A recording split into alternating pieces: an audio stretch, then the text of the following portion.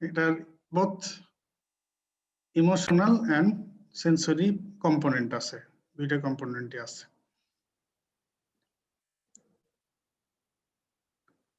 পেইনের কিছু কথা, acute pain, chronic pain, neuropathic pain, somatic pain, visceral pain, এগুলো কিছু কথা আছে, এগুলো তোমরা পড়ে নেবে। এগুলো ক্লিনিক্যালি লাগবে তোমাদের যখন পেইন নিয়ে অনেক কথাবার্তা ক্লিনিক্যালি জানতে হয়, সেগুলো পেইনকে ক্যারেক্টারাইজ করার জন্য। তো আমরা এখানে এগুলো একটু পাস করে যাই। আমরা পেইন ট্রান্সমিট হয় কোন পাথওয়ে দিয়ে? Spinothalamic, lateral spinothalamic tract. Spinothalamic tract, specially lateral spinothalamic tract. ঠিক আছে, পেইন পাথওয়েটা বলতে পারবে? জি স্যার। বলো দেখি। স্যার স্যার প্রথমে সেন্সরি স্টিম, আমাদের যে পেইন রিসেপ্টর আছে নোসিসেপ্টর, স্যার নোসিসেপ্টর, রিসেপ্টরের নাম কি? Nociceptor sir. নসিসেপ্টর তো এটা পেইনের রিসেপ্টর, সেই হিসাবে নাম নসিসেপ্টর। অনেক ধরনের রিসেপ্টর আছে না স্যার, এই যে যেমন end bulb of Krause, end organ of Ruffini. তো পেইনের জন্য কোনটা মনে আছে? পেইনের, ফ্রি নার্ভ এন্ডিং না? জি স্যার, ফ্রি নার্ভ এন্ডিং। ঠিক আছে, আচ্ছা তারপর free nerve ending. Sir free nerve ending থেকে সেন্সেশনটা যাবে স্যার সেন্সরি নার্ভ ফাইবারের মাধ্যমে। তো সেন্সরি নার্ভ ফাইবার এইখান থেকে sir first order neuron originated হবে। তারপরে এটা স্যার ডরসাল রুট গ্যাংলিয়াতে যাবে। ওইখানে স্যার ওইখানে তো সাইন্যাপস হবে। সাইন্যাপস হওয়ার পরে ওইখান থেকে sir second order neuron originated হবে। তারপর sir second order neuron dorsal root ganglia থেকে আমাদের যে পোস্টেরিয়র হর্ন আছে বা ডরসাল হর্ন, স্যার ওই আমাদের ডরসাল হর্নের পিছনে যে পোর্শনটা স্যার, যেখানে মানে আমাদের ইটা থাকে হোয়াইট কলাম, স্যার ওই হোয়াইট কলামের একটু উপরে উঠবে স্যার, উপরে উঠে ওই আমাদের ল্যাটারাল পোর্শন দিয়ে একদম উপরে উঠতে থাকবে, মানে স্পাইনাল কর্ডের হোয়াইট কলাম দিয়ে ল্যাটারাল পোর্শনে, ল্যাটারাল এবং পিছনের পোর্শনে দিয়ে। তারপর স্যার ওইখান থেকে সেকেন্ড অর্ডার নিউরন যাওয়ার পরে স্যার ওইটা হচ্ছে স্পাইনোথ্যালামিক ট্র্যাক্ট, যেহেতু স্যার থ্যালামাসে গিয়ে স্যার এটা সাইন্যাপস হবে আরেকটা। স্যার ওইখান থেকে থার্ড অর্ডার নিউরন অরিজিনেটেড হবে, ওইটা স্যার সোমাটোসেন্সরি কর্টেক্সে যাবে স্যার, তারপরে সেরিব্রাল কর্টেক্সে, ওখানে গিয়ে ফার্দার প্রসেসিং হবে, তাই না? জি স্যার। আচ্ছা, এই রিলেশন একটা টার্ম, একটা হলো যে নসিসেপশন। তুমি যেমন বললে নসিসেপ্টর, নসিসেপশন কথাটার মানে কি? নসিসেপশন পেইন পারসেপশন বলা হয় নসিসেপটিভ পাথওয়ে, আর নসিসেপশন মানে হলো physiological process of perception of pain is called nociception. দেখা গেল এগুলো কিছু তোমাদের। আচ্ছা, পেইন পাথওয়ে ভালোই বলছো। তো এখানে আমরা ট্রান্সমিশন শুরু তো আসলে ঠিক আছে রিসেপ্টর থেকে, আমরা এই যে এখান থেকে শুরু করি। পেইন তো হয় অনেক কারণে, mechanical injury, chemical injury, thermal injury, যে কোনো ভাবেই হোক, টিস্যু ইনজুরি আর টিস্যু ড্যামেজ। টিস্যু ড্যামেজ হওয়ার পরে মিডিয়েটর রিলিজ হয় সেখান থেকে, লোকাল রিলিজ অফ মিডিয়েটর। এই মিডিয়েটর গুলোই রিসেপ্টরকে স্টিমুলেট করে, নসিসেপ্টরকে স্টিমুলেট করে। এরপরে এটা এই ট্রান্সডাকশন হয়ে যায়। ট্রান্সডাকশন কি জানো?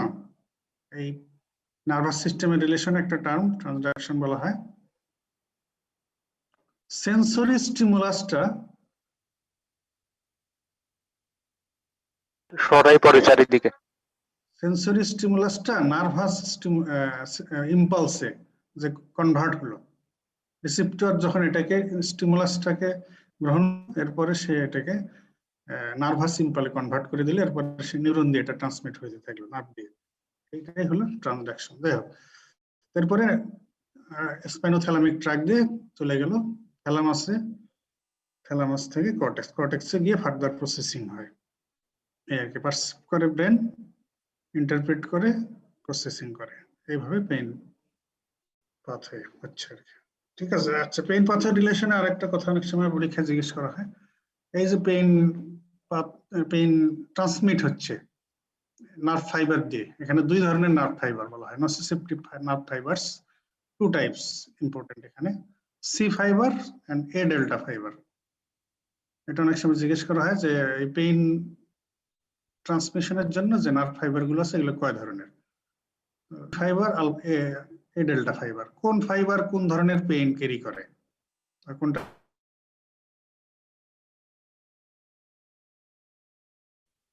is responsible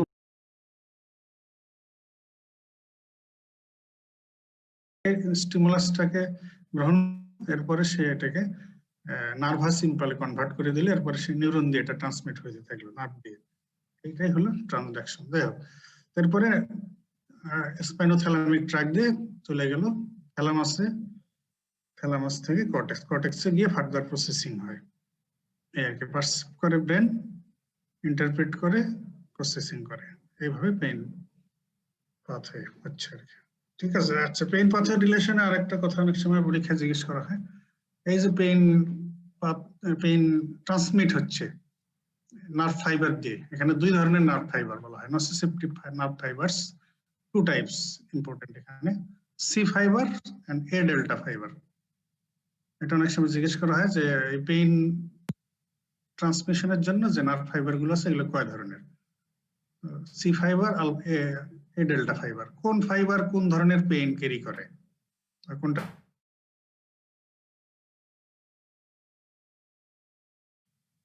is responsible for transmission of chronic pain, see the chronic, and A delta fiber is responsible for transmission of acute pain, somatic pain, severe pain, এগুলোর জন্য হচ্ছে A delta fiber। C fiber হচ্ছে chronic pain, dull pain যেগুলো, এগুলোর জন্য। তো C fiber হচ্ছে unmyelinated, এই জন্য এদের কন্ডাকশন ভেলোসিটি কম, এই জন্য chronic pain। আর এ ডেল্টা ফাইবার হচ্ছে মাইলিনেটেড, এদের কন্ডাকশন ভেলোসিটি বেশি, র‍্যাপিড কন্ডাকশন হয়, মানে অ্যাকিউট পেইনের জন্য রেসপন্সিবল তারা। ঠিক আছে, আমরা চলে যাই। আচ্ছা, এখানে একটা ইম্পর্টেন্ট স্লাইড, এটা মনে রাখতে হবে, তোমরা হয়তো ফিজিওলজিতে পড়ে এসছো। What are the chemical mediators of pain, পেইনের কেমিক্যাল মিডিয়েটরস কি কি আছে? ফার্স্ট দুইটা অবশ্যই মনে রাখতে হবে, bradykinin and prostaglandins, bradykinin, prostaglandins, এছাড়া substance P, lactic acid, serotonin, histamine, ADP, ATP, potassium and calcium. These are the chemical mediators responsible for pain. Bradykinin, prostaglandin, substance P, lactic acid, ADP, ATP, serotonin or 5-HT, histamine, potassium ion. এর মধ্যে ব্র্যাডিকাইনিন আসলে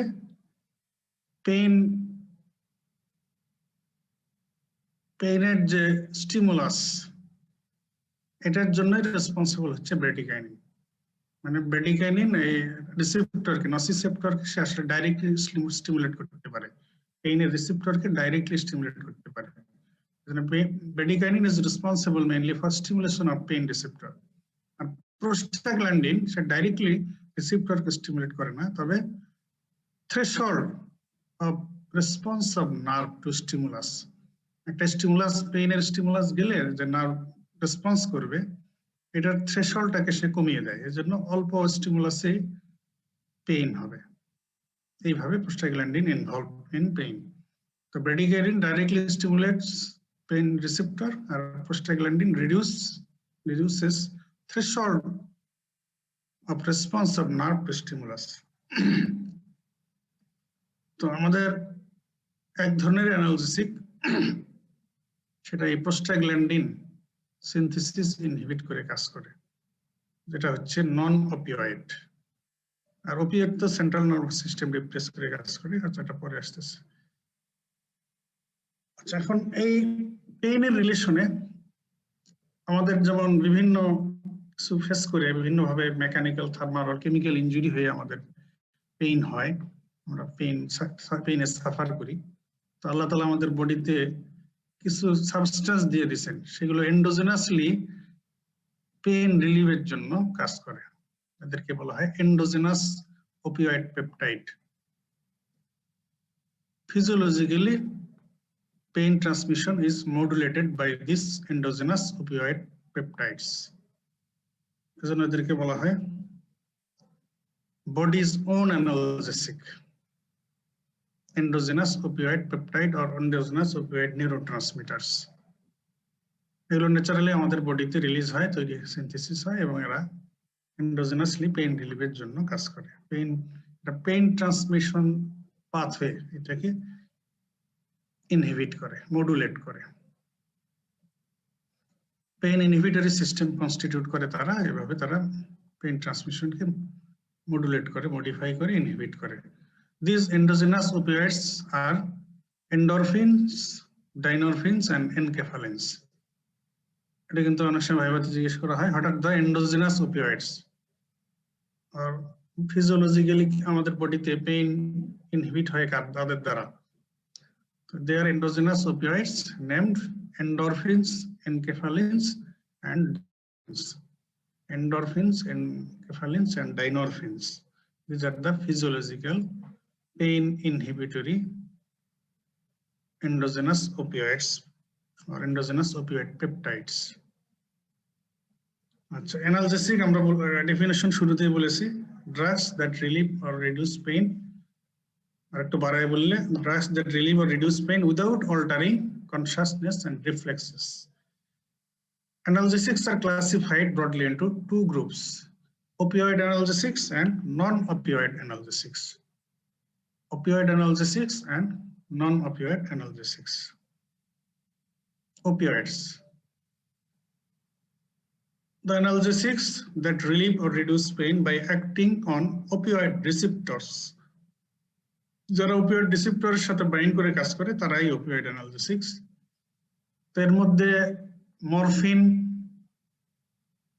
এগুলো যেমন আছে, এছাড়া morphine তো একটা natural agent, natural product. এছাড়া other natural semi synthetic or synthetic substances and endogenous opioid peptides যাদেরই মরফিন লাইক ইফেক্ট আছে সবাইকে এই opioids এর আন্ডারে ফেলানো হবে। তাহলে যারাই opioid receptors এর সাথে বাইন্ড করে কাজ করে তারাই opioids। এর মধ্যে মরফিন এবং মরফিনের মতো ইফেক্ট আর যাদের আছে তারা ন্যাচারাল হোক, সিনথেটিক হোক, সেমি সিনথেটিক হোক, or even endogenous opioid গুলো হোক, সবাই opioids।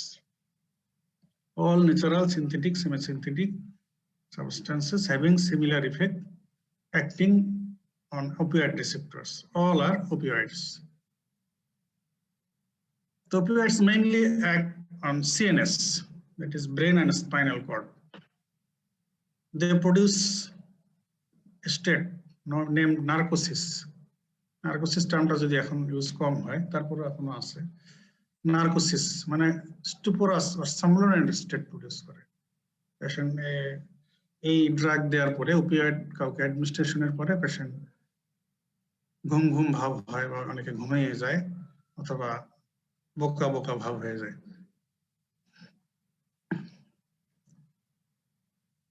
এই যেহেতু নার্কোসিস প্রডিউস করে এজন্য তাদেরকে অনেক সময় বলা হয় নার্কোটিক অ্যানালজেসিক্স। এই সব ড্রাগের প্রবলেম হচ্ছে they have dependence and addiction liability. They have dependence and addiction liability আছে। The opioids are mainly used for relief of severe pain, acute pain, visceral pain, acute pain.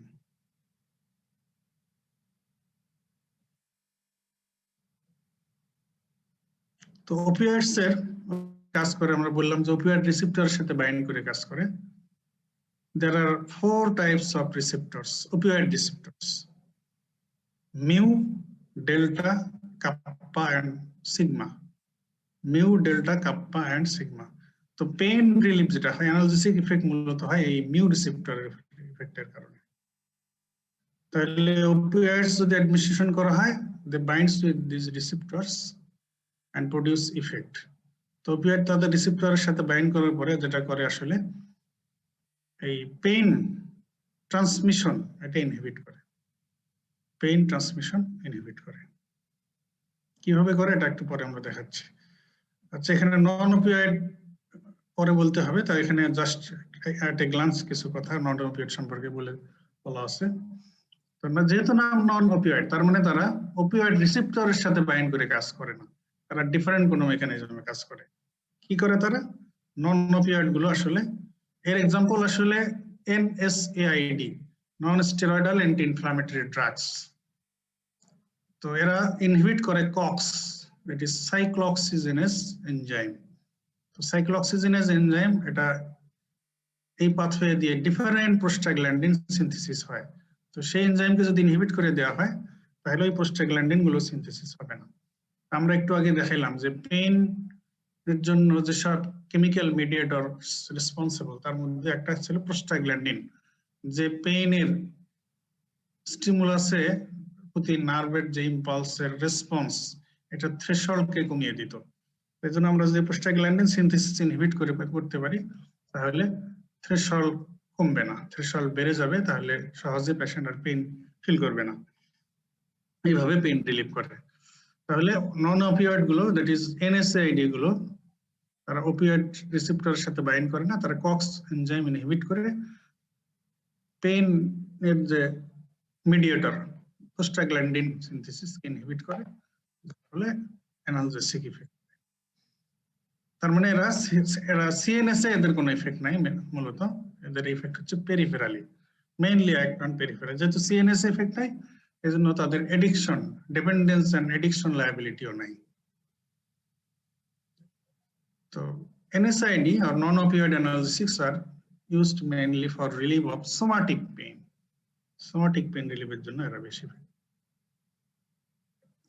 আচ্ছা, আমরা mechanism বললাম, এটা কিন্তু রিটেনে আসে অনেক সময়, mechanism of action of opioid or mechanism of action of morphine. তো যেসব drug receptor mediated action show করে এইসব ড্রাগের মেকানিজম এক্সপ্লেইন করতে অবশ্যই রিসেপ্টর মেনশন করতে হবে। তো মরফিনের বা অপিওয়েডের মেকানিজম যদি পরীক্ষা আসে ফার্স্ট অবশ্যই এটা লিখতে হবে, they act by binding with receptors known as opioid receptors. There are 4 types of opioid receptors: mu, kappa, delta and sigma. Mu, kappa, delta and sigma. So mu is, আগে বলেছি, mu is responsible mainly for analgesic effect. So opioids bind with these opioid receptors like mu receptor. Bind করার পরে cellular লেভেলে কি হয়? At the cellular level, receptor যখন bind করে, রিসেপ্টরের সাথে যখন মরফিন আর অপিওয়েড বাইন্ড করে, তো প্রিসিন্যাপটিক্যালি যেটা হয়, there is inhibition of calcium entry in neuron. এটা হচ্ছে presynaptic effect, presynaptically inhibition of calcium entry. আর আমরা জানি যে প্রিসিন্যাপটিক্যালি ক্যালসিয়াম এন্ট্রি এটা important for release of neurotransmitter. তো যদি নিউরোট্রান্সমিটার রিলিজ হয়, যদি নিউরোট্রান্সমিটার রিলিজকে ইনহিবিট করে দেওয়া যায়, ক্যালসিয়াম এন্ট্রি ইনহিবিশন হয়ে গেল প্রিসিন্যাপটিক্যালি, তার ফলে নিউরোট্রান্সমিটার রিলিজ এটাও ইনহিবিশন হয়ে গেল, রিডিউস হয়ে গেল। এটা হলো প্রিসিন্যাপটিক ইফেক্ট। আর পোস্ট সিন্যাপটিক্যালি যেটা করে, ইফ্লাক্স অফ পটাশিয়াম বের হয়ে গেল, তাহলে আইপিএসপি হবে, হাইপারপোলারাইজেশন হবে, দ্যাট ইজ আইপিএসপি তারপর হাইপারপোলারাইজেশন হবে, তাহলে নিউরোনাল ডিপ্রেশন হবে, নিউরোনাল এক্সাইটেবিলিটি আর হবে না। তাহলে প্রিসিন্যাপটিক্যালি নিউরোট্রান্সমিটার রিলিজকে ইনহিবিট করলো, আর পোস্ট সিন্যাপটিক্যালি পটাশিয়াম ইফ্লাক্স করে, হাইপারপোলারাইজেশন করে, আইপিএসপি করে ইনহিবিশন, নিউরোনাল ইনহিবিশন হলো, that is no neuronal excitability. তাহলে যদি নিউরোনাল এক্সাইটেশনই না হয় তাহলে পেইন সেন্সেশন থাকবে না, পেইন ট্রান্সমিশন ইনহিবিশন হয়ে যাবে।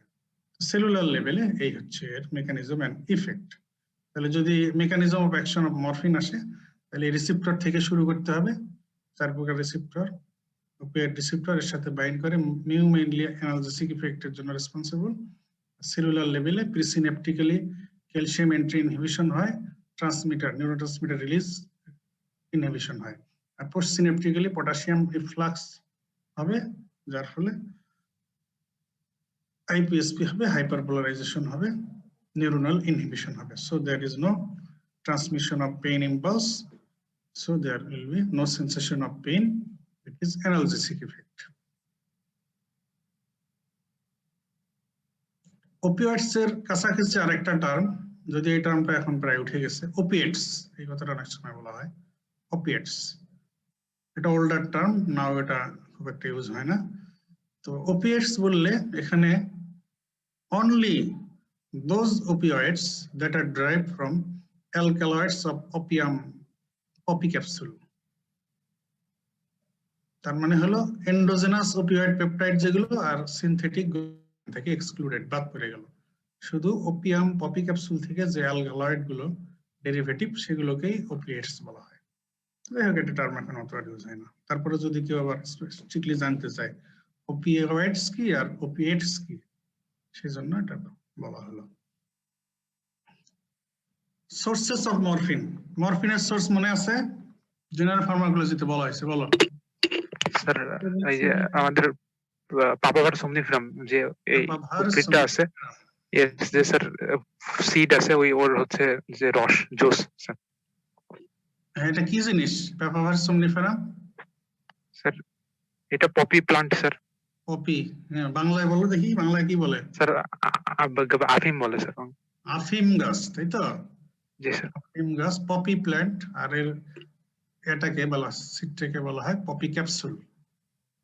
আচ্ছা, তোমরা ফরেনসিক মেডিসিনে পড়ে আসার কথা। আচ্ছা, এখান থেকে এই অপিওয়েড গুলো কালেকশন করা হয় কিভাবে, এটা কিন্তু অনেক সময় একটু জানতে চায়। স্যার ওই যে মানে হচ্ছে দুইটা ফর্ম আছে, একটা স্যার কাঁচা ফল, পাকা ফল। স্যার কাঁচা ফল থেকে কালেক্ট করা হয়। কিভাবে? স্যার ওই ফলটা কিভাবে? কারণ ফরেনসিক মেডিসিন পড়ার কথা তো, আমরা তো ফরেনসিকে পড়ছি এই কালেকশন এগুলো। এই পপিস ক্যাপসুলটার গায়ে মাল্টিপল ইনসিশন দেওয়া হয়, ঠিক আছে?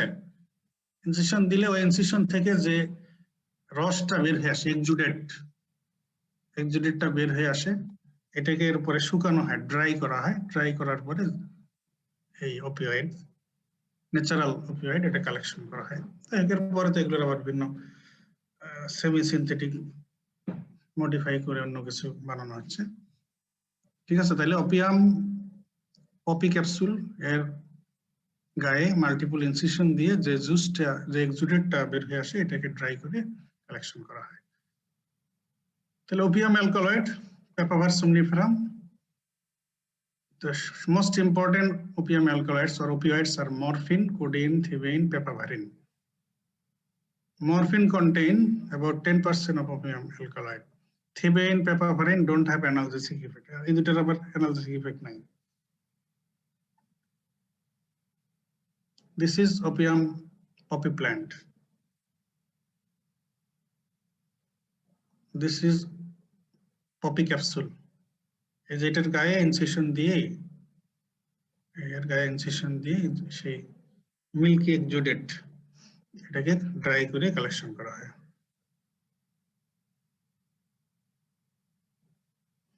Now, pharmacological effects of morphine, very very important. এটা কিন্তু তোমাদের মনে রাখতে হবে, এটা না পারলে কিন্তু এক্সামিনার মাইন্ড করেন। Pharmacology of morphine, এটাকে আমরা ভাগ করেছি CNS effects and peripheral effects, central nervous system effects and peripheral effects. তো সেন্ট্রাল নার্ভাস সিস্টেমে আবার মরফিনের both CNS depressive effect and CNS stimulating effects আছে। কিছু ইফেক্ট CNS ডিপ্রেশন, কিছু ইফেক্ট আছে CNS স্টিমুলেশন হয়। অ্যাকচুয়ালি ইউজ হয় মূলত আসলে CNS ডিপ্রেশন ইফেক্ট পাওয়ার জন্যই, যখন আমরা ড্রাগ হিসেবে ইউজ করি। তো CNS depression effects R analgesia, sedation, respiratory depression, cough suppression.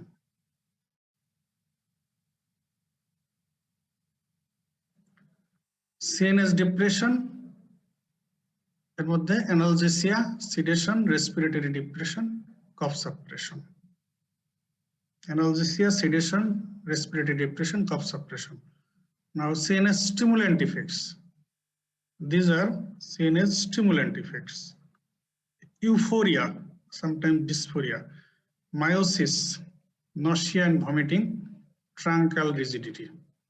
Euphoria, meiosis, nausea and vomiting, truncal rigidity. এগুলো সব কিন্তু CNS stimulant effect. What is euphoria? Do you know? Anybody? ভালো লাগে স্যার, মানে অনেক ভালো লাগে। একটু ইয়ার ভাষায় বলো, একটা মেডিকেলের ভাষায় বলো। Sir excitement, psychological dependence. তার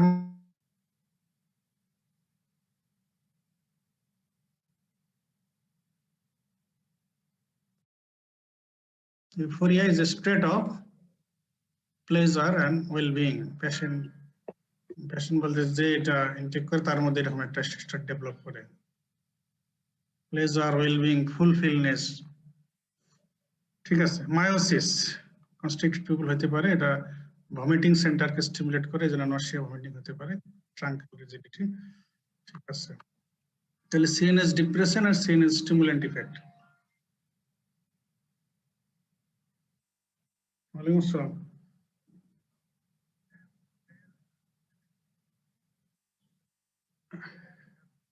হ্যাঁ হ্যাঁ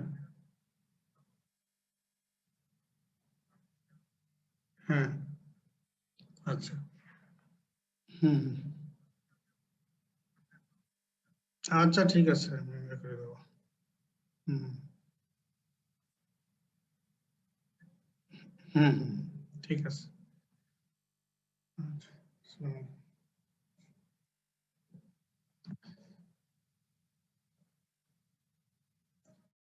ইফেক্টস অফ মরফিন, জিআই ট্র্যাক্টের উপর ইফেক্ট। একটা কমন কথা মনে রাখতে পারো তোমরা, সেটা হলো যে মরফিনের অল স্মুথ মাসেলের উপর ইফেক্ট হচ্ছে smooth muscle contraction, except vascular smooth muscle. Vascular smooth muscle ছাড়া অন্য সব জায়গার স্মুথ মাসেলে সে কন্ট্রাকশন করে। এই যে এখানে দেখো যে ট্র্যাক্টে ইনক্রিজ টোন, কন্ট্রাকশন বাড়ায় দিচ্ছে, সিক্রেশন কমিয়ে দিচ্ছে, আলটিমেটলি টেন্ডেন্সি হচ্ছে কনস্টিপেশন। কার্ডিওভাস্কুলার সিস্টেম বলে বলি, বিলিয়ারি ট্র্যাক্ট, এই যে বিলিয়ারি ট্র্যাক্ট স্পাজম বাড়িয়ে দেয়, বিলিয়ারি স্ফিংক্টারকে কনস্ট্রিকশন করে।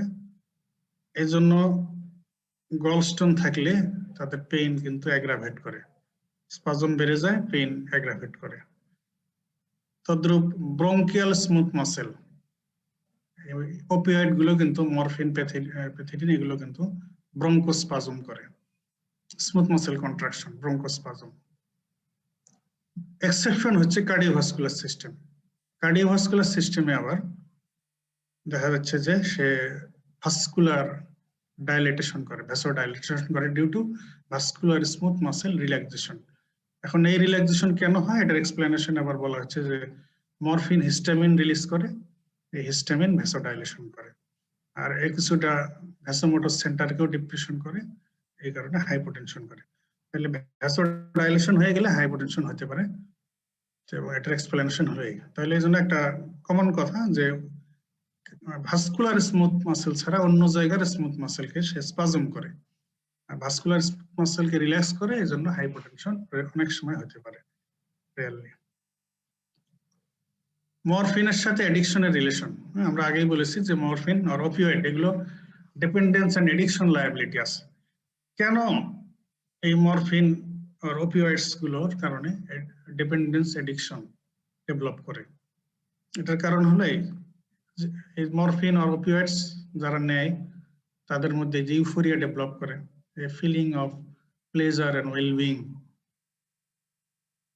তো ইউজ করতে করতে একসময় দেখা যায় যে যদি এটা তাকে না দেওয়া হয়, তখন তার ফিজিক্যাল এন্ড সাইকোলজিক্যাল কিছু সিমটমস এন্ড সাইন্স হয়, আস্তে আস্তে টলারেন্স ডেভেলপ করে। আগে যে ডোজ ইফেক্ট হইতো নিতে নিতে ওই ডোজ আর হয় না, এইভাবে আস্তে আস্তে তার মধ্যে ডিপেন্ডেন্স এন্ড অ্যাডিকশন ডেভেলপ করে।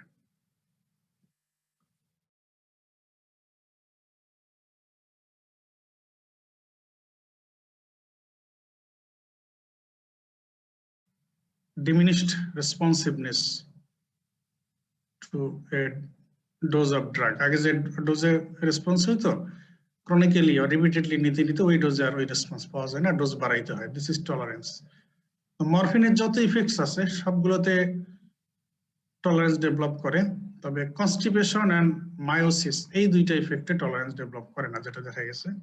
ক্রনিক ইউজ করলেও তারপরও এই দুটো ইফেক্ট তার হতে থাকে, এই দুটাতে টলারেন্স ডেভেলপ করে না, constipation and miosis. Morphine and respiration, আমরা আগে বলেছি যে মরফিন সিএনএস ডিপ্রেশন করে, তার মধ্যে রেসপিরেটরি ডিপ্রেশন একটা important depressive effect. Morphine causes depression of respiratory center in brain. decrease sensitivity of respiratory center to PCO2. Partial pressure of carbon dioxide এর respiratory center এর যে sensitivity এটা কমিয়ে দেয়।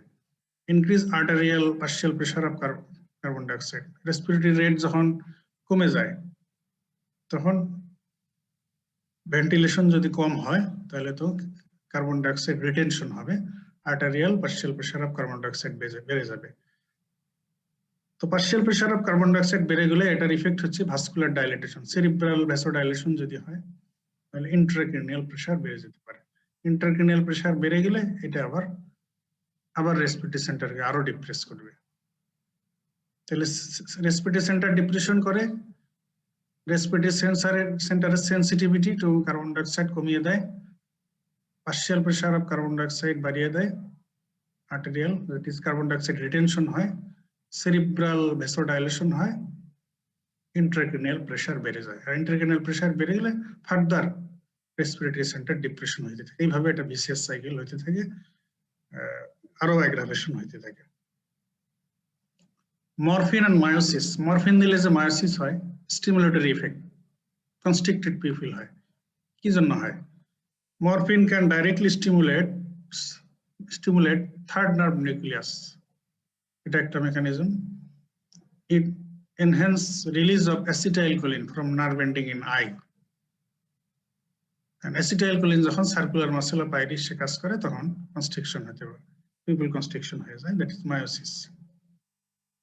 তো এটা একটা ভ্যালুয়েবল ডায়াগনস্টিক টুল। যদি মরফিন ওভারডোজ হয় আর মরফিন পয়জনিং নিয়ে পেশেন্ট আসে তাহলে পিউপিল দেখে এটাকে ডায়াগনোসিস করা যেতে পারে। যদি আরো কিছু ডিফারেন্সিয়াল ডায়াগনোসিস আছে পিন পয়েন্ট পিউপিল আর কনস্ট্রিক্টেড পিউপিলের জন্য। তো এটা একটা, তাহলে তার মানে মরফিন ওভারডোজ আর মরফিন পয়জনিং সাসপেক্ট করলে এই পিউপিল এক্সামিন করা it is important. Morphine has antitussive effect. What do you mean by antitussive effect? জানো কি antitussive effect জানো তোমরা?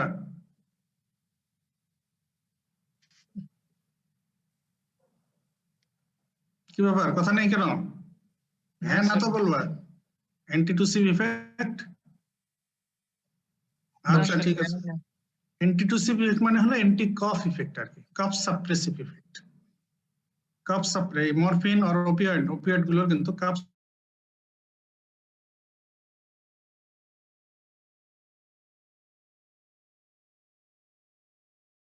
সাপ্রেশন হবে, কিন্তু এই সিম্পল কফ সাপ্রেশনের জন্য ডাইরেক্টলি মরফিন কখনো ইউজ হয় না।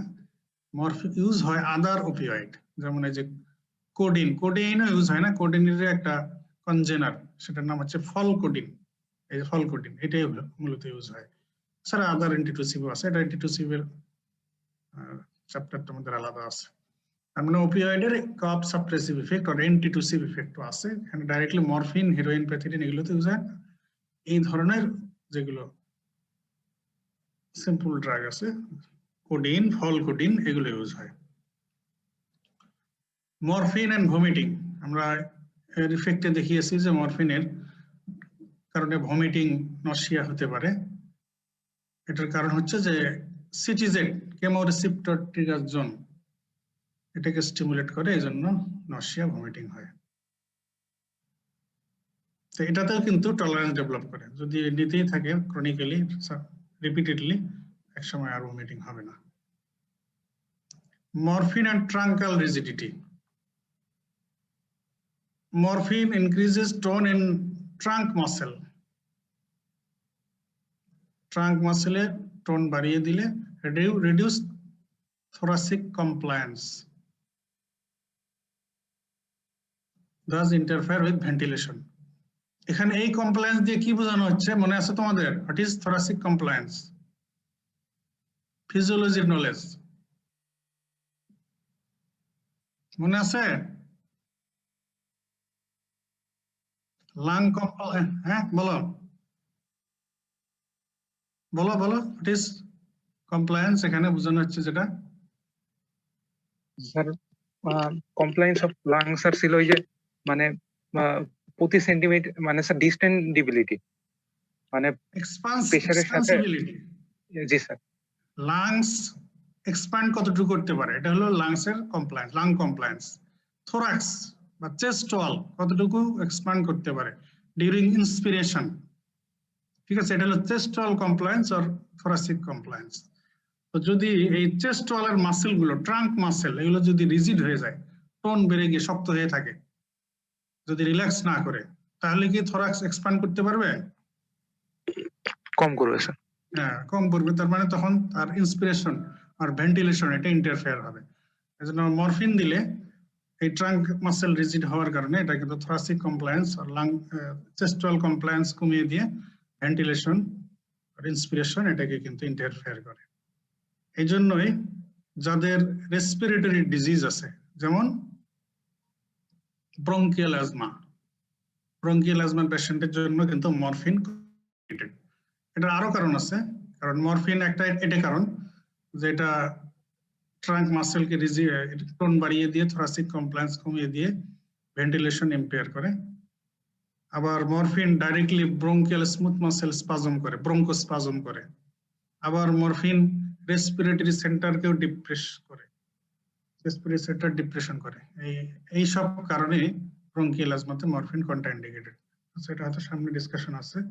আচ্ছা, মরফিন এন্ড হিস্টামিন রিলিজ, এটা কিন্তু আমরা জেনারেল ফার্মাকোলজিতে অ্যাডভান্স ড্রাগ রিঅ্যাকশনের রিলেশনে, হাইপার সেনসিটিভ রিঅ্যাকশন, এই রিলেশনে বলেছিলাম যে IgE mediated histamine release from mast cell R non IgE mediated histamine release from mast cell। মনে আছে? মনে আছে কিনা?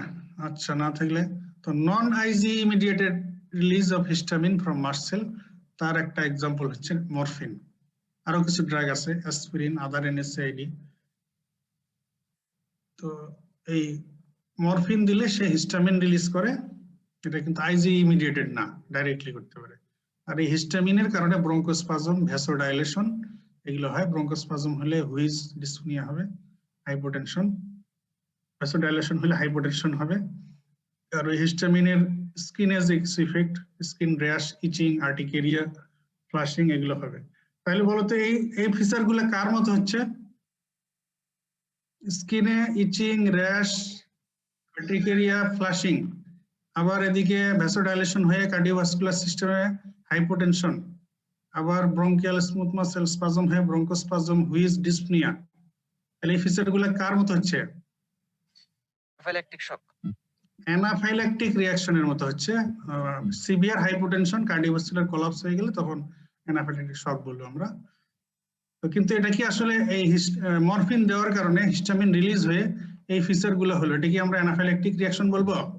স্যার না sir, anaphylactic, this is anaphylactoid reaction, not anaphylactic reaction.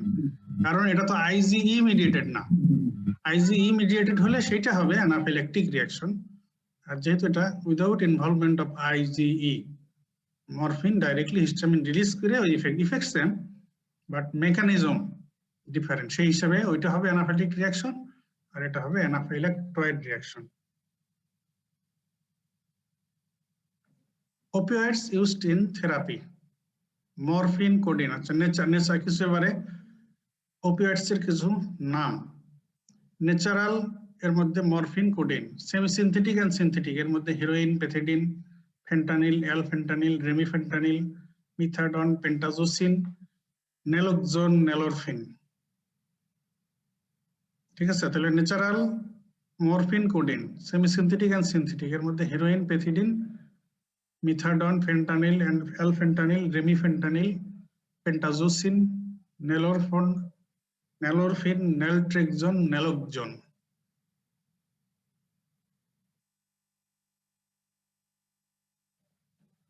পেন্টাজোসিন and nalorphine are partial agonist. এই যে opioid receptor, যেহেতু এরা ওপিওয়েড, তার মানে এরা ওই রিসেপ্টরের সাথে বাইন্ড করবে।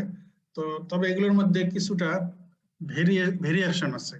কেউ দেখা যাচ্ছে ফুল অ্যাগনিস্ট, কেউ পার্শিয়াল অ্যাগনিস্ট, আর কেউ হলো ফুল অ্যান্টাগনিস্ট। যেমন পেন্টাজোসিন এন্ড নেলোরফিন এরা হচ্ছে পার্শিয়াল অ্যাগনিস্ট। নেলোক্সোন and naltrexone, যদি naltrexone দেয়া নেই স্লাইডে, naloxone and naltrexone এরা হচ্ছে ফুল antagonist. Methadone is used for withdrawal of addict, এই opioid withdrawal যারা opioid addicted হয়ে যায়, ডিপেন্ডেন্স হয়ে যায়, এদেরকে যখন ম্যানেজ করতে হয় তো তখন সাবস্টিটিউট হিসেবে কিছুদিন মিথাডন চালানো হয়। Pethidine is the most common opioid that is used as alternative to morphine. Morphine অনেকের ক্ষেত্রে কন্ট্রাইন্ডিকেটেড, আমরা কিছু এক্সপ্লেইন করেছি। তো যাদেরকে মরফিন দেওয়া যায় না কিন্তু ওপিওয়েডই দিতে হবে এরকম যদি হয়, তাহলে ইমিডিয়েট সুইটেবল অল্টারনেটিভ হচ্ছে পেথিডিন। আচ্ছা, এখানে যে আমরা বললাম naloxone is full antagonist, full opioid antagonist, তাহলে এটা কোথায় ইউজ করা যাবে? Naloxone is full antagonist of opioids, opioid receptor. এটা কোথায় ইউজ করা যাবে বলো? কিছু বলা যায় না? মরফিন পয়জনিং হলে ভেরি গুড। মরফিন পয়জনিং আর মরফিন ওভারডোজ যদি হয়, মরফিন তো ফুল অ্যাগনিস্ট, ফুল অপিওয়েড অ্যাগনিস্ট, তাহলে ওটার পয়জনিং আর ওভারডোজ হয়ে গেছে, তাহলে তার অ্যান্টিডট। তাহলে মরফিন ওভারডোজ আর মরফিন পয়জনিং এর ক্ষেত্রে অ্যাজ এ স্পেসিফিক অ্যান্টিডট হিসেবে ইউজ হবে ফুল অপিওয়েড অ্যান্টাগনিস্ট। তার এক্সাম্পল হচ্ছে যে naloxone and naltrexone.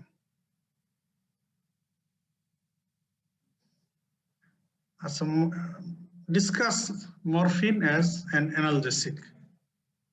এটা যদি একটা at a glance একটা কিছু কথা জানতে চাওয়া হয়, সেটা হলো কি ধরনের অ্যানালজেসিক মরফিন। মরফিন যেহেতু ওপিওয়েড অ্যানালজেসিক, আর ওপিওয়েড অ্যানালজেসিক মানে সে হচ্ছে সিএনএস ডিপ্রেশন হিসেবে অ্যানালজেসিক ইফেক্ট দিচ্ছে। এই কারণে মরফিন ইফেক্টিভ, যেহেতু সিএনএস ডিপ্রেশন করে, effective in both acute and chronic pain. তবে mainly it is very much effective for relieving acute severe visceral pain. Severe acute visceral pain এর জন্য এটা মেইনলি ইউজ হয়। তো কিছু কন্ডিশন যেখানে মরফিন অ্যানালজেসিক হিসেবে ইউজ করা হয়, acute MI, acute myocardial infarction, এখানে কিন্তু অ্যানালজেসিক মানেই হচ্ছে ইমিডিয়েট, এবং সেটা ইমিডিয়েটলি দিতে হয় আইভি রুটে, সেটা হচ্ছে মরফিন। অ্যাকিউট এমআই এর সিভিয়ার চেস্ট পেইন হয়, এটা রিলিভ করার জন্য মরফিন চাইতে আর কোনো ইফেক্টিভ অ্যানালজেসিক নেই। এছাড়া যে সার্জিক্যাল পেইন, পোস্ট অপারেটিভ পিরিয়ডে, রোড ট্রাফিক অ্যাক্সিডেন্টের কারণে যে পেইন, ফ্র্যাকচার, লং বোন, এইসব কন্ডিশনে মরফিন অ্যানালজেসিক হিসেবে ইউজ করা হয়। এখন অ্যানালজেসিক ছাড়া আদার ইউজেস অফ মরফিন, এর মধ্যে একটা ইম্পর্টেন্ট ইউজ হচ্ছে acute pulmonary oedema due to acute left ventricular failure. Acute pulmonary edema due to acute left ventricular failure. Coughs for suppression of cough, control of diarrhea, আসলে এগুলোতে morphine directly use হয় না। যেমন বললাম যে calf suppression হিসেবে অপিওয়েডের মধ্যে ফলকোডিন এটা ইউজ হয়, আর অ্যান্টি ডায়রিয়াল এজেন্ট হিসেবে মরফিন ডাইরেক্টলি ইউজ হয় না। তো তোমাদের অ্যান্টি ডায়রিয়াল ড্রাগস এর ক্লাস তো মনে হয় হয়েছে, সেখানে এই কয়েকটা অপিওয়েড বলা ছিল, তার মধ্যে কোডিন, ডাইফেনক্সাইলেট, লোপেরামাইড, এগুলো ছিল ওপিওয়েড যেগুলো অ্যান্টিডাইরিয়াল এজেন্ট হিসেবে রেয়ারলি ইউজ হয়। রেয়ারলি, ডাইরেক্টলি মরফিন কখনো ইউজ হয় না অ্যান্টিডাইরিয়াল এজেন্ট হিসেবে। Codeine, diphenoxylate and loperamide.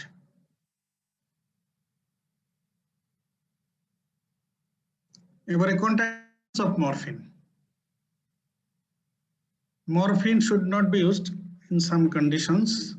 তার মধ্যে নাম্বার 1 হচ্ছে হেড ইনজুরি। এটার এক্সপ্লেনেশন কিন্তু আমরা অলরেডি দেখিয়েছি ইফেক্টের মধ্যে। আমরা জানি যে মরফিন রেসপিরেটরি সেন্টার ডিপ্রেশন করে, রেসপিরেটরি সেন্টারের সেন্সিটিভিটি টু কার্বন ডাইঅক্সাইড এটাকেও কমিয়ে দেয়। তারপরে partial pressure of arterial carbon dioxide, arterial partial pressure of carbon dioxide এটাকে বাড়িয়ে দেয়, that is carbon dioxide retention হচ্ছে, সেরিব্রাল আর্টেরিয়াল ডাইলেটেশন হয়, এজন্য ইন্ট্রাক্রেনিয়াল প্রেসার বেড়ে যায়। তাহলে এমনিতে ডাইরেক্টলি সে রেসপিরেটরি সেন্টার ডিপ্রেশন করে, সেন্সিটিভিটি রেসপিরেটরি সেন্টার কমিয়ে দেয়, আবার ইন্ট্রাক্রেনিয়াল প্রেসার বাড়িয়ে দিয়ে ফার্দার রেসপিরেটরি ডিপ্রেশন করে। এর জন্য হেড ইনজুরিতে morphine contraindicated. another contraindication bronchial asthma, এটা এক্সপ্লেনেশনও বলা হয়ে গেছে, যেহেতু রেসপিরেটরি সেন্টার ডিপ্রেশন করে এটা একটা কারণ, আবার সে ডাইরেক্টলি ব্রঙ্কোস্পাজম করে বাই রিলিজিং হিস্টামিন, হিস্টামিন দিয়ে ব্রঙ্কোস্পাজম করে, আবার ট্রাঙ্ক মাসেলের টোন বাড়িয়ে দিয়ে ট্রাঙ্কাল রিজিডিটি করে, এইভাবে চেস্ট ওয়াল কমপ্লায়েন্স কমিয়ে দিয়েও রেসপিরেশন আর ভেন্টিলেশনকে ইন্টারফেয়ার করে। এই জন্য ব্রঙ্কিয়াল অ্যাজমাতে কন্ট্রাইন্ডিকেটেড। আরো দু একটা কন্ট্রাইন্ডিকেশন আছে, যেমন প্রেগনেন্সি, প্রেগনেন্সিতে কন্ট্রাইন্ডিকেশন বলা হয়, কারণ প্রেগনেন্সিতে বিশেষ করে প্রেগনেন্সির শেষের দিকে লাস্ট ট্রাইমেস্টারে এটা দিলে, যখন লেবারের টাইম কাছাকাছি এসে গেছে, নিয়ার টার্ম, এই টাইমে যদি দেওয়া হয় প্রেগনেন্সিতে, তাহলে একটা হলো যে লেবারকে সে প্রলং করে। আমরা বললাম যে স্মুথ মাসেল গুলোকে সে স্পাজম করে রাখে, তো এই জন্য লেবার প্রলঙ্গেশনের একটা টেন্ডেন্সি মরফিনে বেশি থাকে, তো পেথিডিনে এটা কম। আবার মরফিন ফিটাসের বডিতে প্লাসেন্টাল ব্যারিয়ার ক্রস করে চলে যেতে পারে, তো এই জন্য ফিটাস যখন ডেলিভারি হয়ে গেল, নিউনেট, নিউবর্ন, তো নিউনেটাল রেসপিরেটরি ডিপ্রেশন হতে পারে, বাট অ্যাসফিক্সিয়া হতে পারে মরফিন দিলে। তো পেথিডিন দিলে সুইটেবল অল্টারনেটিভ পেথিডিন, আমরা একটু আগে বললাম, পেথিডিন দিলে এটা লেবার প্রলং করার টেন্ডেন্সিও কম, এবং এটা প্লাসেন্টাল ব্যারিয়ারও ক্রস করে কম।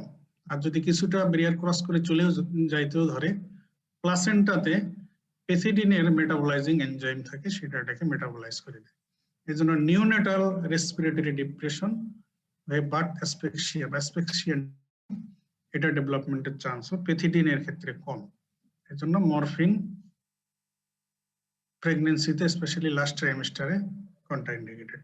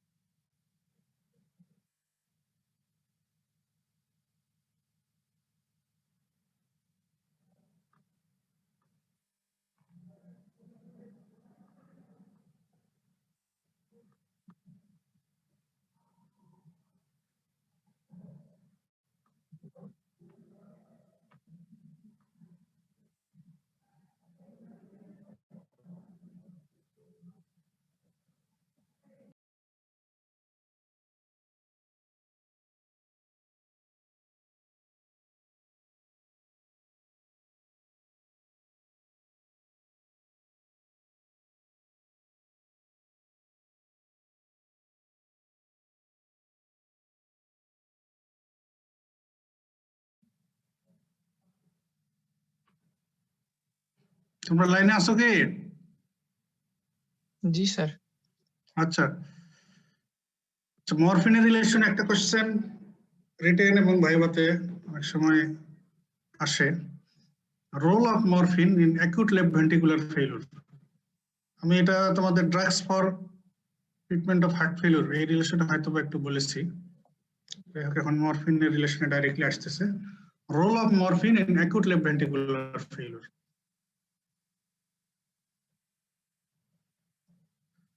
তো এটা রিটেনের জন্য একটু রেডি করে নিতে হবে। তো মরফিন অ্যাকিউট লেফট ভেন্ট্রিকুলার ফেইলিউরে মাল্টিপল বেনিফিটস দেয়। অ্যাকিউট লেফট ভেন্ট্রিকুলার ফেইলিউরের পেশেন্ট, অ্যাকিউট হার্ট ফেইলিউর আর কি, এই পেশেন্টদের অনেকগুলো স্ট্রেস থাকে। একটা হলো তার রেসপিরেটরি ডিস্ট্রেস থাকে, কার্ডিয়াক ডিস্ট্রেস থাকে, and mental distress থাকে। Cardiac distress, respiratory distress, and mental distress.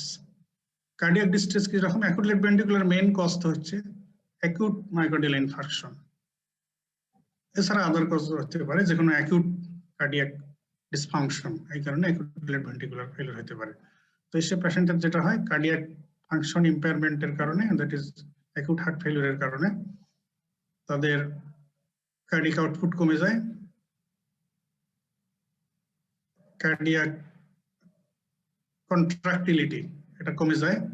তো কমে গেলে তাদের একদিকে অ্যাকিউট পালমোনারি এডিমা ডেভেলপ করে, আবার এদিকে সিস্টেমিক পেরিফেরাল এডিমা সেটাও হয়। আর অ্যাকিউট পালমোনারি এডিমা যখন ডেভেলপ করে তখন তার সিভিয়ার ডিসপনিয়া হয়, দ্যাট ইজ রেসপিরেটরি ডিস্ট্রেস। তাহলে একটা হলো পালমোনারি এডিমা হলো কার্ডিয়াক ফাংশন ইম্পেয়ার্ড, এজন্য পেরিফেরাল এডিমা, ফ্লুইড রিটেনশন এগুলো হচ্ছে। আবার তার কন্ট্রাক্টিলিটি কমে যাচ্ছে, তো হার্টে যে প্রিলোড আসতেছে সেটাকে সে হ্যান্ডেল করতে পারতেছে না, এই কারণে তার কার্ডিয়াক ওয়ার্কলোড এটা আরো বেড়ে যাচ্ছে। এই কারণে ফার্দার কার্ডিয়াক ফাংশন ইম্পেয়ার হতে থাকে এবং হার্ট ফেলিউর অ্যাগ্রাভেট হতে থাকে। আর যদি হার্ট ফেলিউর অ্যাগ্রাভেট হতে থাকে পালমোনারি এডিমা আরো বাড়তে থাকে, পেশেন্টের রেসপিরেটরি ডিস্ট্রেসও বাড়তে থাকে।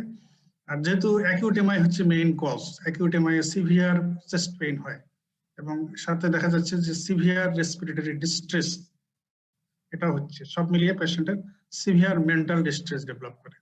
পেশেন্ট এরকম ফিল করতে থাকে যে তার যে severe chest pain and severe respiratory distress, সে হয়তো মারা যাচ্ছে, এরকম তার মেন্টাল ডিস্ট্রেস ডেভেলপ করে। তো এই কারণে এখানে দেখা গেছে যে মরফিন ভেরি মাচ ইফেক্টিভ এইসব ডিস্ট্রেস রিলিভ করার জন্য। তো যদি মরফিন দেওয়া হয় তাহলে কি হয়? প্রথমে আমরা আসি কার্ডিয়াক ডিস্ট্রেস। যেহেতু কার্ডিয়াক হার্টের উপরে যে লোড আসতেছে প্রিলোড, এটা হার্ট ট্যাকেল দিতে পারতেছে না, সেই অনুযায়ী এটাকে কন্ট্রাক্ট করে এটা কার্ডিয়াক আউটপুটে কনভার্ট করতে পারতেছে না। সেই জন্য যদি তার লোড কমিয়ে দেওয়া যায় তাহলে তার রিলিভ হবে। এই জন্য কার্ডিয়াক ডিস্ট্রেস রিলিভ করে মরফিন দিলে, মরফিনের আমরা বলেছি যে ভাস্কুলার সিস্টেমে স্মুথ মাসেল রিল্যাক্সিং ইফেক্ট, এর জন্য আর্টারি ভেইন সব জায়গায় সে যদি স্মুথ মাসেল রিল্যাক্স করে তাহলে ভ্যানোডাইলেশন হলে তার প্রিলোড কমবে, আর্টারিওলার ডাইলেটেশন আর্টেরিয়াল ডাইলেটেশন হলে তার আফটার লোড কমবে, কার্ডিয়াক ওয়ার্ক লোড কমে যাবে, তখন হার্টের কন্ট্রাক্টিলিটি মায়োকার্ডিয়াল কন্ট্রাক্টিলিটি ইমপ্রুভ করবে, তো কার্ডিয়াক ডিস্ট্রেস কমে যাবে। তো যখন কার্ডিয়াক ডিস্ট্রেস কমে যাবে হার্টের ফাংশন ইমপ্রুভ করবে, তো তখন এই রেসপিরেটরি ডিস্ট্রেসও কমে যাবে, কারণ তখন আর পালমোনারি এডিমা হবে না, তো পেশেন্টের রেসপিরেটরি ডিস্ট্রেসও কমে যাবে। তো যখন cardiac distress and respiratory distress সবকিছু যখন কমে যাবে তখন তার যদি আবার মরফিন পেইনও রিলিভ করবে, অ্যাকিউট এমআই যে সিভিয়ার পেইন হয়, তো ওপিয়েড অ্যানালজেসিক সিএনএস ডিপ্রেসেন্ট হিসেবে সে অ্যানালজেসিক ইফেক্ট দেবে, এই কারণে তার পেইন রিলিভ হবে, এদিকে রেসপিরেটরি ডিস্ট্রেস এটাও রিলিভ হচ্ছে, কার্ডিয়াক ফাংশন এটাও ইমপ্রুভ করতেছে, সব মিলিয়ে তার সব distress, all of cardiac distress, respiratory distress and mental distress সবকিছুই রিলিভ হচ্ছে। এইভাবে morphine plays important role in acute left ventricular failure. এছাড়া যাদের রেসপিরেটরি ডিস্ট্রেস হয় তাদের কিন্তু পাশাপাশি ট্যাকিপনিয়া হয়, রিফ্লেক্স ট্যাকিপনিয়া হয়। তো মরফিন যেহেতু আবার রেসপিরেটরি সেন্টারও ডিপ্রেস করে, এই জন্য রেসপিরেটরি রেটও কমে যায়। পেশেন্ট যখন ঘন ঘন নিঃশ্বাস নেয় তখন তার মধ্যে কিন্তু ডিস্ট্রেস আরো বাড়তে থাকে, সেটা যদি একটু কমে যায় এদিক দিয়েও পেশেন্টের রিলিভ হয়। তার মানে multiple benefits for use of morphine in acute left ventricular failure. তো এটা তোমরা একটু রিটেনের জন্য রেডি করে নেবে, আমি ডিসকাস করে দিলাম। এটা ক্যাটজাংয়ে ভালো লেখা আছে, ক্যাটজাং দেখে পড়ে নেবে। আচ্ছা, কন্ট্রাইন্ডিকেশন অফ মরফিন আমরা কিছু তো বলে ফেলেছি, head injury, bronchial asthma, pregnancy, এই কটা ডিসকাস করে ফেলেছি। অ্যানাদার কন্ট্রাইন্ডিকেশন, এটা আসলে ইনিশিয়াল কন্ট্রাইন্ডিকেশন, পরে ইউজ করা যেতে পারে, that is undiagnosed acute abdominal pain or acute abdomen. Morphine তো আমরা একটু আগে বললাম যে কোনো সিভিয়ার অ্যাকিউট ভিসেরাল পেইনে অ্যানালজেসিক হিসেবে এটা প্রেফার্ড মরফিন, কিন্তু এখানে আমরা কেন বলতেছি আনডায়াগনোসড অ্যাকিউট অ্যাবডোমেন? বলো দেখি। আনডায়াগনোজড অ্যাকিউট অ্যাবডোমিনাল পেইনে মরফিনকে কেন কন্ট্রাইন্ডিকেটেড বলা হচ্ছে বলতে পারবে?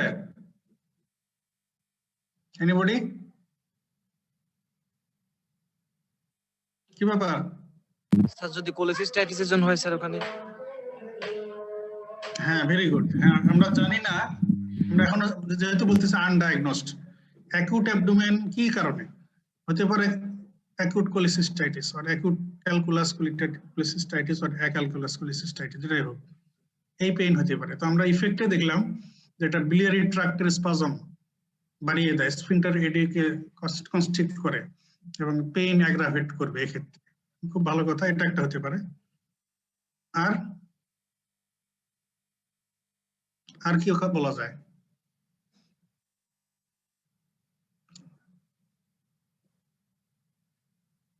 প্যানক্রিয়াটাইটিসও একই কথা, ওখানে একই কথা। আর কি? পেপটিক আলসার ডিজিজের পেইন যদি হয় সেটা তো সমস্যা নেই, কিন্তু আমরা কেন বলতেছি যে আনডায়াগনোজড অ্যাকিউট অ্যাবডোমেনে আমরা মরফিন দেব না? অ্যাকচুয়ালি এটা তো হ্যাঁ কিছু ক্ষেত্রে ইফেক্টের সাথে এক্সপ্লেইন করা যায়, যেমন এই biliary ট্র্যাক্টের রিলেশনে বিশেষ করে। তো আরেকটা কথা হলো যে যদি মরফিন দেই সেটা অ্যাকিউট অ্যাবডোমিনাল পেইনকে তো আসলে রিলিভ করে দিবে। আর অ্যাকিউট অ্যাবডোমেন ডায়াগনোসিসের জন্য তোমরা ওয়ার্ড করছো নিশ্চয়ই, ক্লিনিক্যাল ওয়ার্ড করছো, যে এক একটা ডায়াগনোসিসের জন্য এক এক রকম সাইন আছে। যেমন অ্যাকিউট অ্যাপেন্ডিসাইটিস ডায়াগনোসিসের জন্য একরকম, অ্যাকিউট কোলেসিস্টাইটিস ডায়াগনোসিসের জন্য একরকম, পেপটিক আলসার ডিজিজ ডায়াগনোসিসের জন্য সিমটম সাইন এগুলো তো আলাদা আলাদা। তো যদি আমরা ডায়াগনোসিস কনফার্ম না করে আগেই মরফিন দিয়ে পেশেন্টের পেইন রিলিভ করে দিই, তাহলে তো আমাদের পরে ডায়াগনোসিস করা ডিফিকাল্ট হয়ে যাবে। তখন সিমটম সাইন এগুলো মাস্কিং হয়ে যাবে, পেইন রিলিভ হয়ে গেলে তো আর ওইভাবে বোঝা যাবে না। এই জন্য ডায়াগনোসিস কনফার্ম না করে অ্যাকিউট অ্যাবডোমেনে আগে মরফিন না দেওয়ার কথা বলা হয়েছে। ডায়াগনোসিস কনফার্ম হয়ে গেলে এরপরে দেওয়া যাবে। কারণ মরফিন দিলে যে কারণে অ্যাকিউট অ্যাবডোমেন হোক, তো সিমটম সাইন এগুলো রিলিভ হয়ে যাবে, পেইন রিলিভ হয়ে যাবে, masking of features of acute abdomen হয়ে যাবে। এই কারণে ডায়াগনোসিস কনফার্ম না করে আমরা দেব না। আচ্ছা, এগুলো এক্সপ্লেনেশন বলে ফেলেছি। আচ্ছা, এটা একটা অনেক সময় পেইড কোশ্চেন হিসেবে আগে বেশি ধরা হয়তো, তাও এখনো ধরতে পারে, সেজন্য আমি দেখাচ্ছি। Comparative discussion between morphine and pethidine. Compare and contrast morphine and pethidine.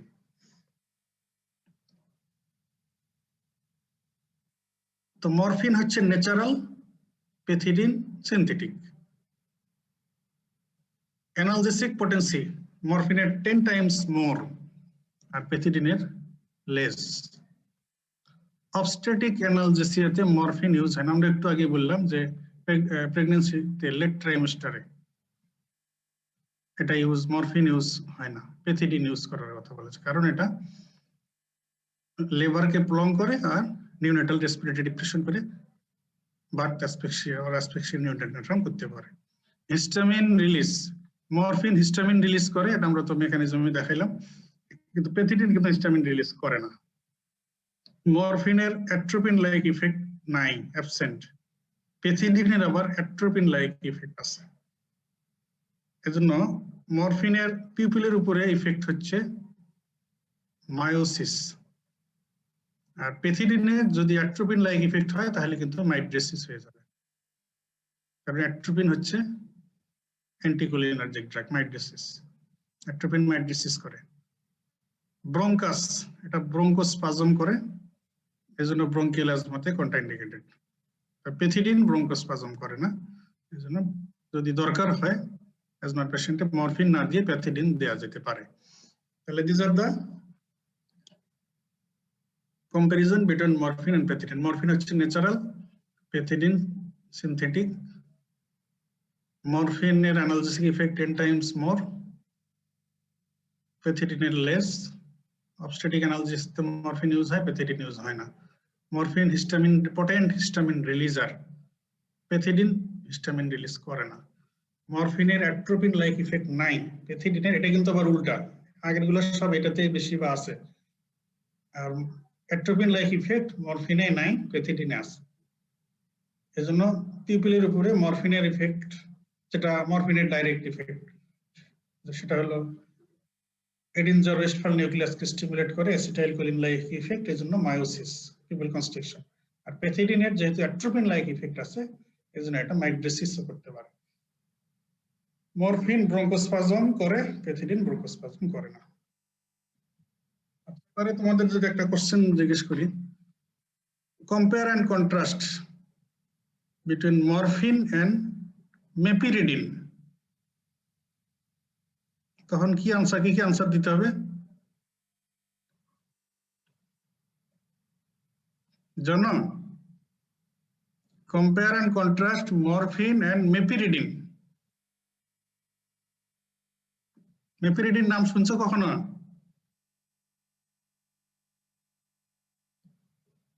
কথা বলো, কথা বলো। মেপিরিডিন নাম শুনোনি? আমি এখনো বলিনি তোমাদের। এই যে দেখো, মরফিন ভার্সাস মেপিরিডিন, কোশ্চেন যদি এটা আসে তখন কি উত্তর? কি মনে হয়? একই স্যার। একই মানে কেন একই? কেন একই বলো? একই ক্লাসের তো স্যার, সেই জন্য। একই ক্লাস, সেই জন্য। ক্লাসের অনেকের তো পার্থক্য থাকে না। মেপিরিডিন is another name of pethidine. বুঝতে পারলে? কথা বলো, কথা বলো, নাহলে তো বুঝতেছি না। বুঝতে পারছি। হ্যাঁ, কি বুঝলে? একই জিনিস স্যার, দুইটা একই জিনিস। তোমরা কি লাইনে আসো না চলে গেছো? আসো তো কয়েকজন। প্যাথিডিনের আরেক নাম হচ্ছে মেপিরিডিন। এজন্য পরীক্ষা অনেক সময় এভাবে কোশ্চেন আসতে পারে, compare and contrast morphine and meperidine. তো তখন ওই প্যাথিডিনের জায়গায় মেপিরিডিন লিখে ওই কথাগুলো লিখিয়ে দিলে হয়ে গেল। বা ভাইবাতে জিজ্ঞেস করলে ওই কথাগুলো বললেই হলো। আচ্ছা, এবারে মরফিন ওভারডোজ যদি হয়ে যায় বা পয়জনিং যদি হয়ে যায়, তাহলে আমরা জেনারেল ম্যানেজমেন্টের সঙ্গে আমরা স্পেসিফিক অ্যান্টিডট ইউজ করব। আমরা এর আগে একটু ডিসকাস করে ফেলছি কথাটা। এই ক্ষেত্রে ইউজ করতে হবে ফুল ওপিওয়েড অ্যান্টাগনিস্টস। এক্সাম্পল হচ্ছে ন্যালোকজন এন্ড ন্যালট্রেকজন। এগুলো হচ্ছে মরফিন এর স্পেসিফিক অ্যান্টিডট, কারণ তারা ফুল ওপিওয়েড অ্যান্টাগনিস্ট। মরফিন যেহেতু ফুল ওপিওয়েড অ্যাগনিস্ট, কাজে এর ট্রিটমেন্ট হবে, অ্যান্টিডট হবে ফুল ওপিওয়েড অ্যান্টাগনিস্ট, নাম হচ্ছে ন্যালোকজন এন্ড ন্যালট্রেকজন। আর যাদের ক্ষেত্রে opioid dependence or opioid addiction হয়ে গেছে, যারা অনেক দিন chronic or repeated opioid use করতে করতে, মরফিন, প্যাথিডিন, হিরোইন ইউজ করতে করতে ডিপেন্ডেন্স হয়ে গেছে, এডিকশন হয়ে গেছে, ডেভেলপ করছে, তো তাদের যখন ম্যানেজ করা হয়, যদি একবারে উইথড্র করা হয়, এদের সিভিয়ার উইথড্রল সিনড্রোম হয়। তো সেই জন্য এক্ষেত্রে যেটা করা হয় যে তাকে সাপোর্ট দেওয়া হয় এবং সাবস্টিটিউট হিসেবে ওপিওয়েড গ্রুপের মধ্যে যেগুলোর dependence, tolerance and addiction liability কম, এই ধরনের ড্রাগ দিয়ে ইনিশিয়ালি সাবস্টিটিউট হিসেবে ইউজ করে ম্যানেজ করা হয়। তো এই জন্য বেশি ইউজ হয় হচ্ছে মিথাডন। তো মিথাডন কিছুদিন চালানো হয়, এটা ডিপেন্ডেন্স অ্যাডিকশন লায়াবিলিটি কম। একেবারে টোটালি উইথড্র না করে সাবস্টিটিউট হিসেবে মিথাডন দিয়ে দিয়ে ইনিশিয়ালি কিছুদিন চালিয়ে পরে আস্তে আস্তে তাকে উইথড্র করা হয় টোটালি। এইভাবে opioid dependence and opioid addiction manage করা হয়। ওকে, তাহলে আমরা অ্যানালজেসিক্স ডিসকাশন স্টার্ট করে আজকে আমরা ওপিওয়েড অ্যানালজেসিক্স শেষ করলাম। নেক্সট ক্লাস হবে non opioid analgesics or NSAIDs। ঠিক আছে, আমরা শেষ করে দিই। Thank you very much.